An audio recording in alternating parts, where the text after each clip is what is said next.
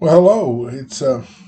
It's Thursday of Holy Week, and we're continuing these series of daily messages, trying to put into context a lot of familiar things that you may be familiar with, but putting them in chronological order and what's happening on each of those days and how that applies to us.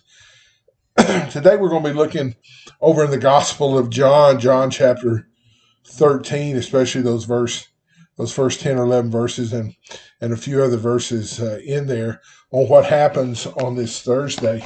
What the scripture says is that before the Passover festival, Jesus knew that his hour had come to depart from this world to the Father. Having loved his own who were in the world, he loved them to the end. Now, by the time of supper, the devil had already put into the heart of Judas, Simon Iscariot's son, to betray him. And Jesus knew the Father had given everything into his hands, and that he had come from God, and that he was going back to God. So he got up from supper, laid aside his robe, took a towel, toweled it around himself, and next he poured water into a basin, and began to wash his disciples' feet and to dry them with the towel that he had around him. And he came to Simon Peter, who asked him, "Lord, are you going to wash my feet?" And Jesus answered him, "What I'm doing you don't understand now, but afterwards you will know." "You will never wash my feet, ever," Peter said. Jesus replied, "If I don't wash you, you have no part with me." Simon Peter said to him, "Lord, not only my feet, but also my hands and my head." "One who is bathed," Jesus told him, "doesn't need to wash anything except his feet, but he is completely clean. You are clean, but not all of you." For he knew who would betray him. That is why he said, "You are not all clean." When Jesus had washed their feet and put on his robe, he reclined again, and he said to them, "Do you know what I have done for you? You call me teacher and Lord. This is well said, for I am. So if I, your Lord and teacher, have washed your feet, you also ought to wash one another's feet.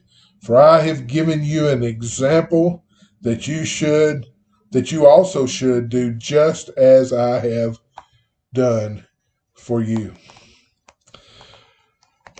You've probably read that passage before and be familiar with the disciples when Jesus washed the disciples' feet. And that happened on what we know as Maundy Thursday, based here on John's account. Now, that word Maundy is derived from a Latin word, and what it means is mandate. It means mandate. And because the new commandment that Jesus gave his followers in verse 34, over in verse 34, a little further down there in John chapter 13, it says, "I give you a new commandment. Love one another. Just as I have loved you, you must also love one another.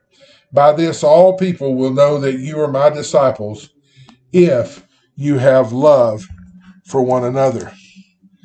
And so that was the new mandate that Jesus gave to his disciples. And so we call this Maundy Thursday. Now just think about this for a minute. Put it in where you might could understand it. Can you imagine your surprise if you saw the president of the United States shining someone's shoes?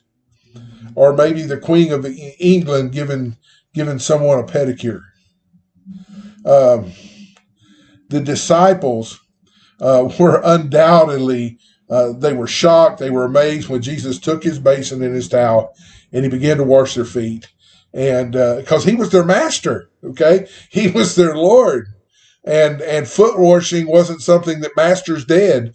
In the days of Jesus, foot washing was typically done by the servants in a household. Usually it was the lowest servant position, okay? It certainly wasn't a glamorous job. You got to remember, in those days, people's feet get really dry and dirty and callous because they walked around miles and miles and miles on dirt roads and wearing sandals.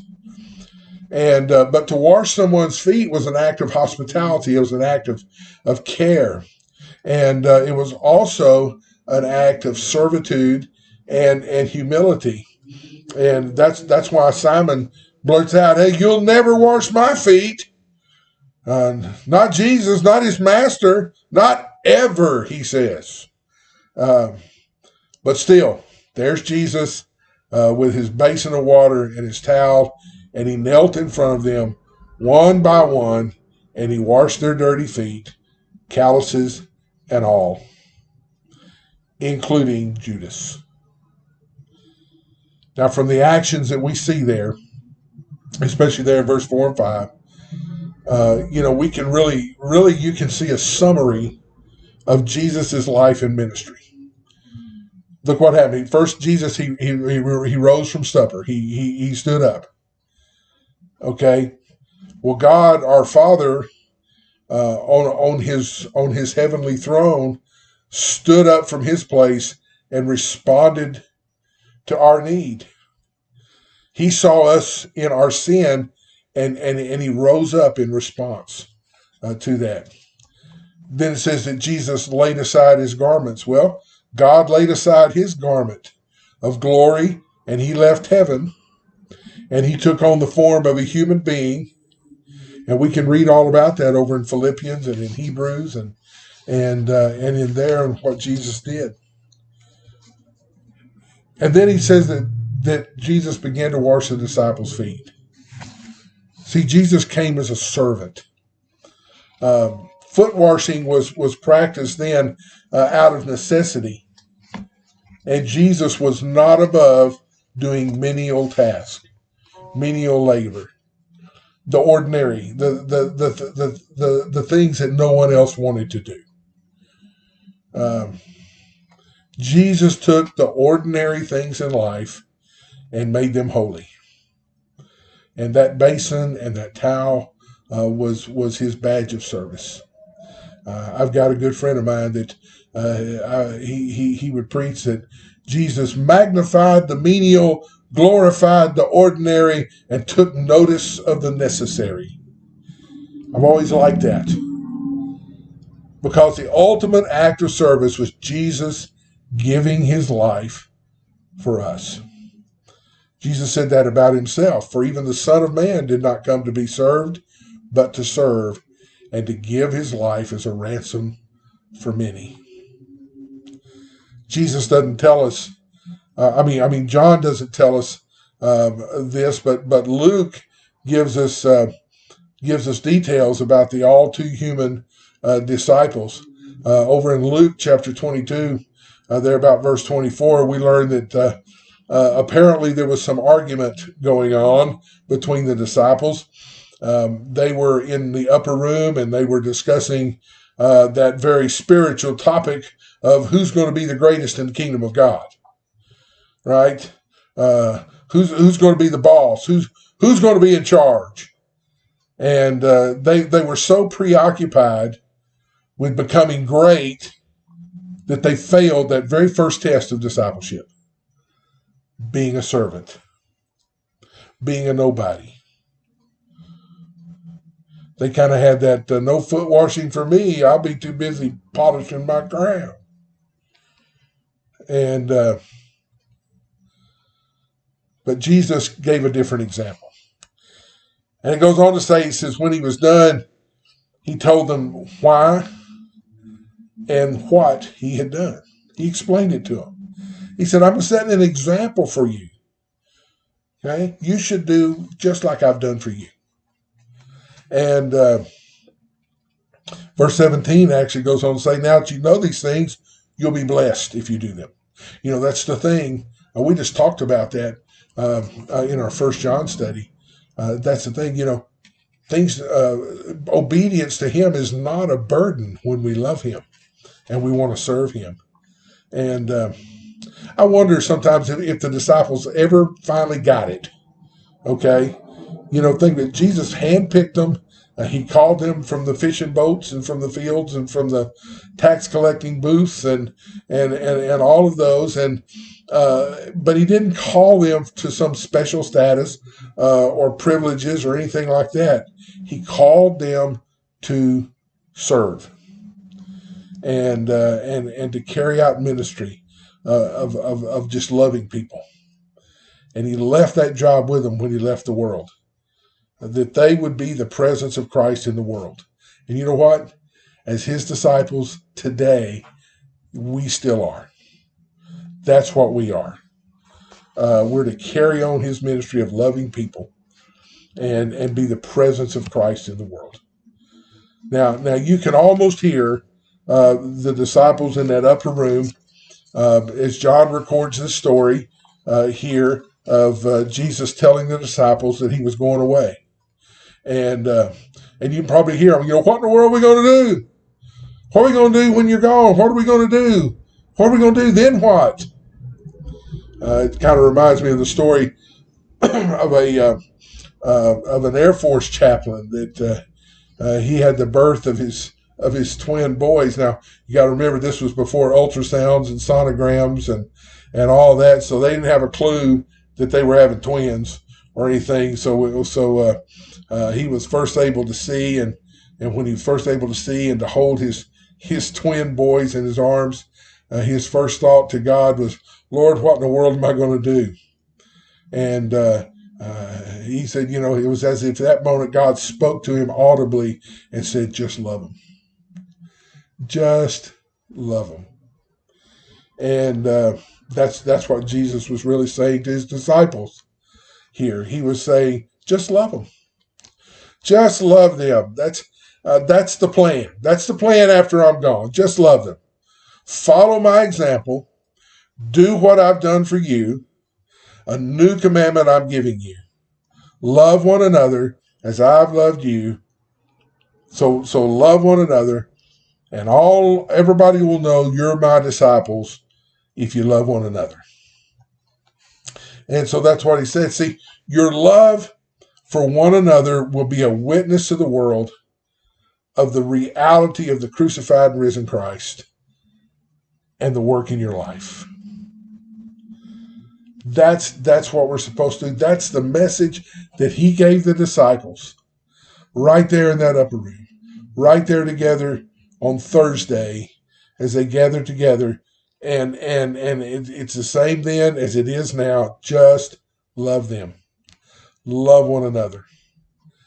And, he's preparing them. He's preparing them for a time when he won't be with them anymore.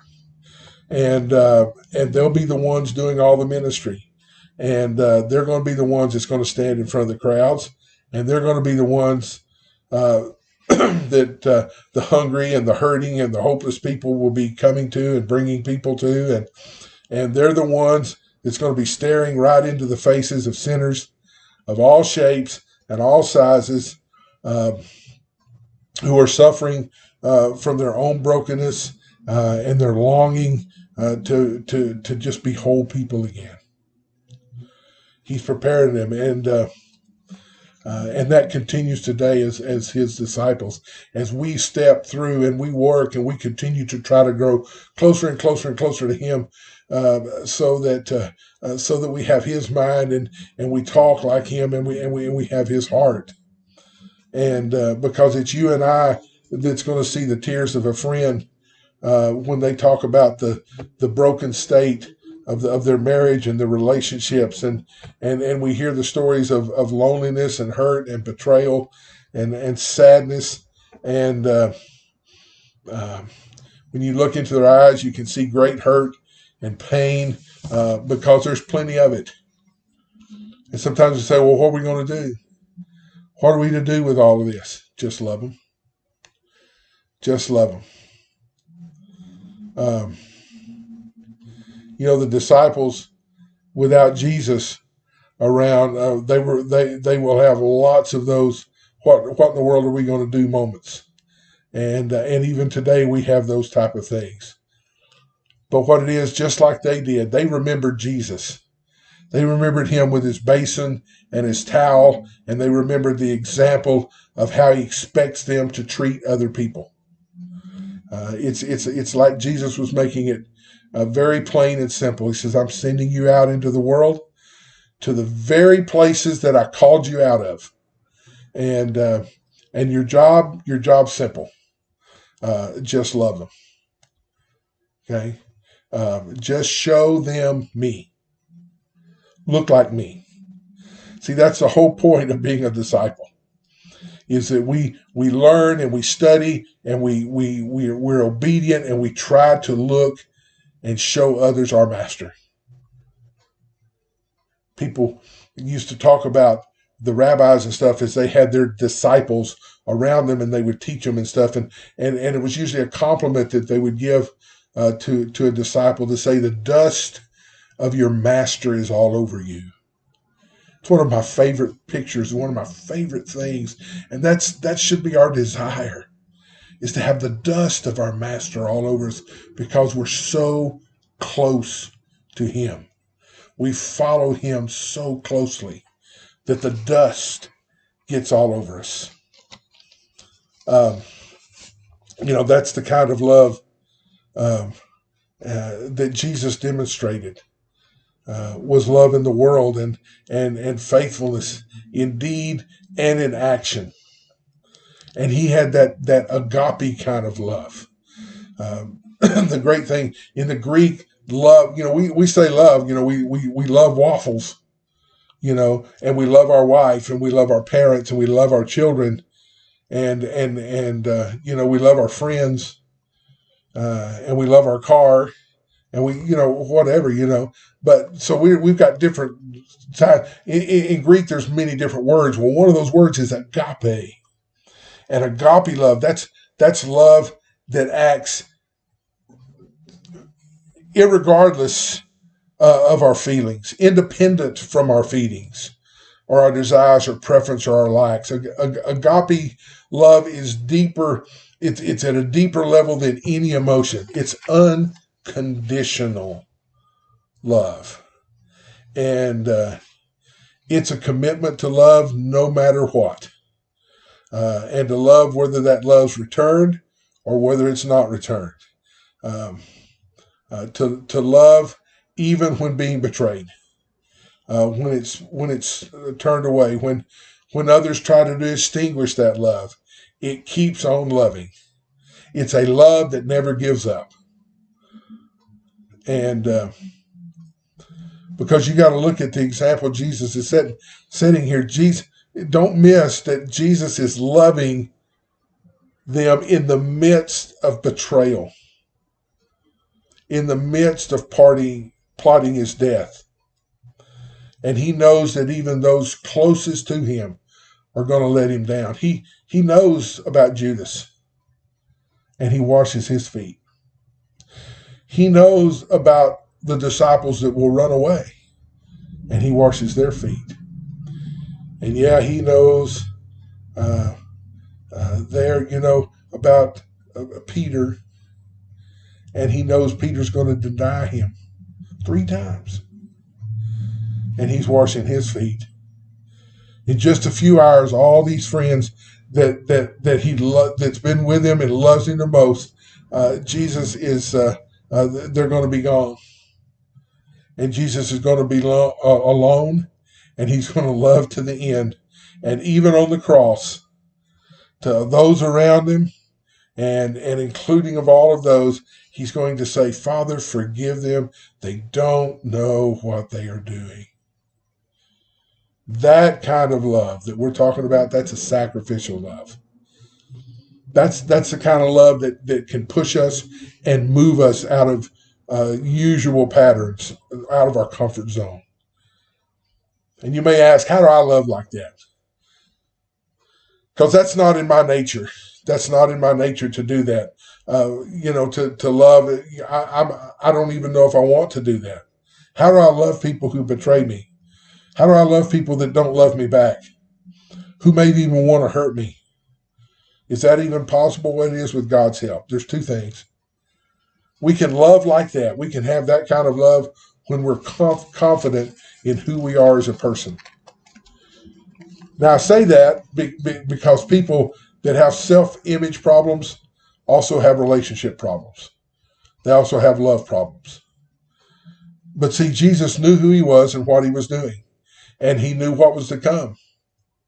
And you see that confidence there in verse 3 when he said, Jesus knew that the Father had given everything into his hands, that he had come from God, and that he was going back to God. This confidence as a person comes when we understand who we are and who we are not. And we see ourselves as God sees us. Okay?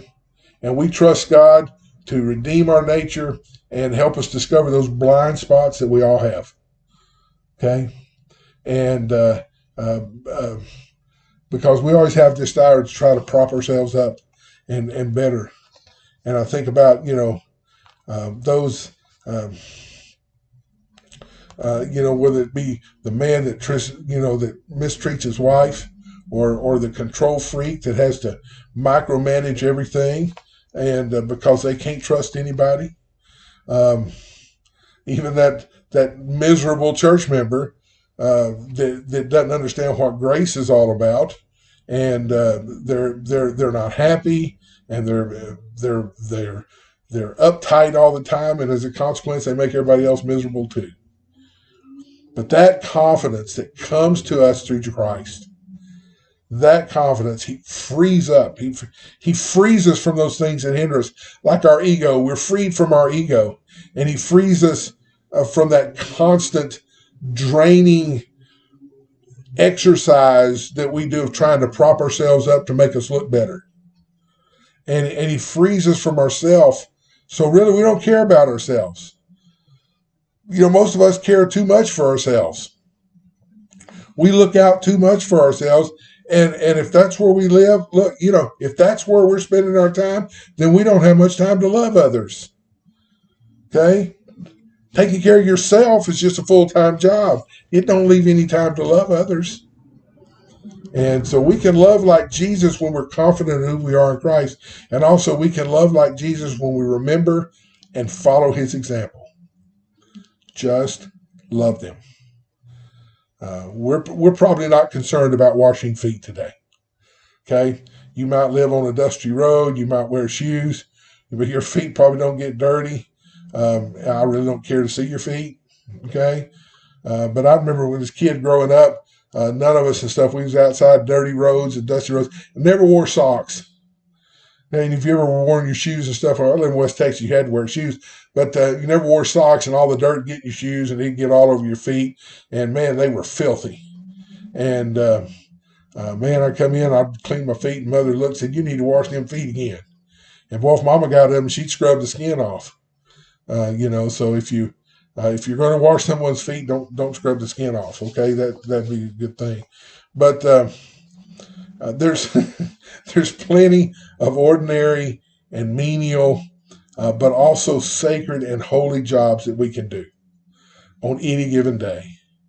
It might be washing the dishes just because your spouse has had a long day. Okay, it might be doing the laundry or picking up the trash. After the dogs got into it or whatever. It might be, just going that second mile, even though no one's asked you to. It might be that acting upon that impulse or that thought that we have to check in on a neighbor or to check in on someone that's alone, and just to truly extend that helping hand to help someone need. Just love them. Jesus says to us. And it might be listening to a hurting heart, a problem. It might mean taking time to pray for someone. I've often heard it said love is spelled T-I-M-E, time. And, Jesus talks about loving. He never said, by your great worship ministry, they will know that you love me. He never said, by your great preaching, or by your great programs, or by your great ministry, or whatever, people will know that you love me. He never said that. Okay? People will know that we love God when we love people. And we love people by demonstrating that in everyday words and everyday attitudes and everyday actions. Uh, Love means doing things that you would rather not do, but you do them because of love. Um, if you're married, you learn that real quick. If you don't, you're probably not married. Love means doing things I don't want to do because a relationship is not just about me. It's about others too. Um, but what you do in a relationship, you do it because of love. And, that we do that in all of life relationships. And if we don't, well, then we don't have any relationships. Now, I won't go off all into that, but think about that for just a moment. And sometimes the church is the only place that we think that it should always be what I want it to be. Uh, the grace that we extend to each other in marriage and in friendships, that should be the same grace that we extend to our family of faith. It should be that same grace that we extend to other believers. It should be that same grace that we show to all, that love and that caring attitude that Jesus had when he tells us, just love them. Just love them. And he showed that to his disciples and consequently to us today on that Maundy Thursday. And so we look forward to seeing you then on Good Friday.